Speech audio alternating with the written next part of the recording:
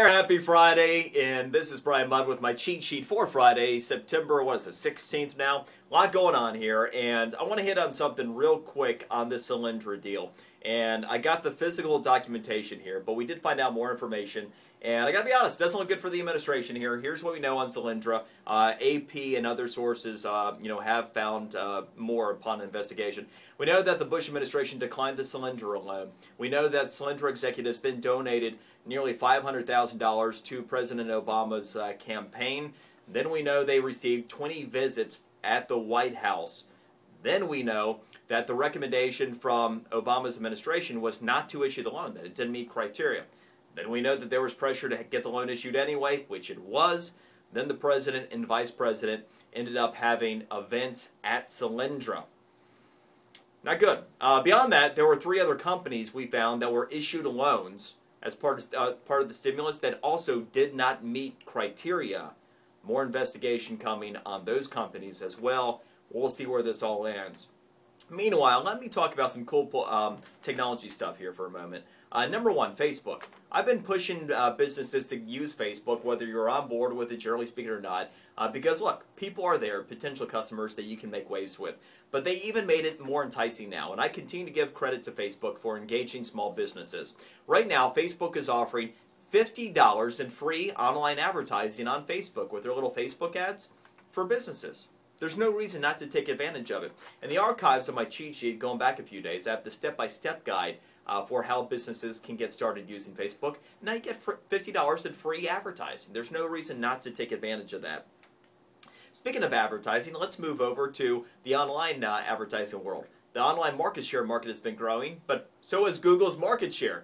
And so Google is easily the #1 player when it comes to online advertising. So, and what reminds me of like a Middle East conflict, you now have Microsoft, Yahoo, and AOL teaming up.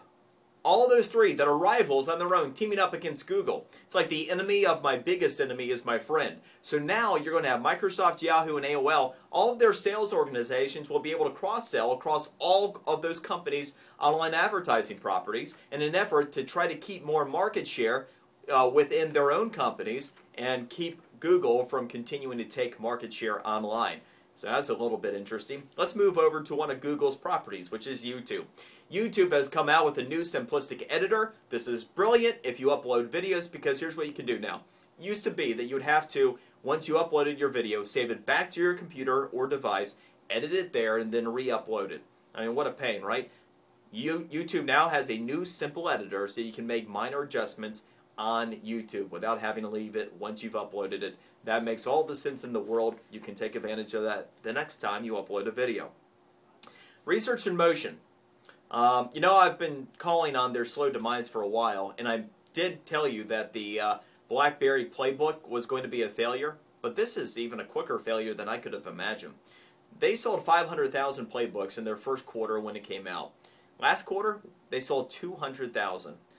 They're selling as many Playbooks as Apple sells iPads in 3 days. It takes BlackBerry right now 3 months to sell as many tablets as Apple can sell in 3 days. Any questions? News was not good on their phone front either. By the way, while smartphone usage is growing by greater than 50% year over year, we also saw Research in Motion's phone business, the BlackBerries, decline by double digits. It's not a good story here, and I don't think this one ends well for Research in Motion, the BlackBerry and Playbook maker. Let's take a look real quick at the situation on the Republican race.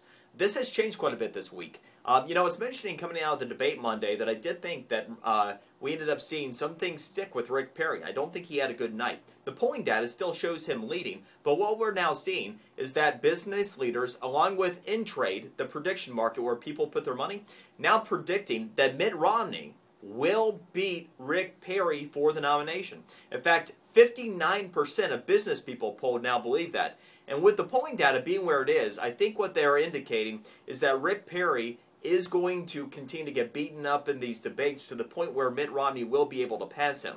No political opinion here. And by the way, I haven't decided who I'm voting for yet, but I'm just calling it like I see it right now. That is the cheat sheet for today. Really, enjoy your weekend. Make it a good one. We'll see you Monday.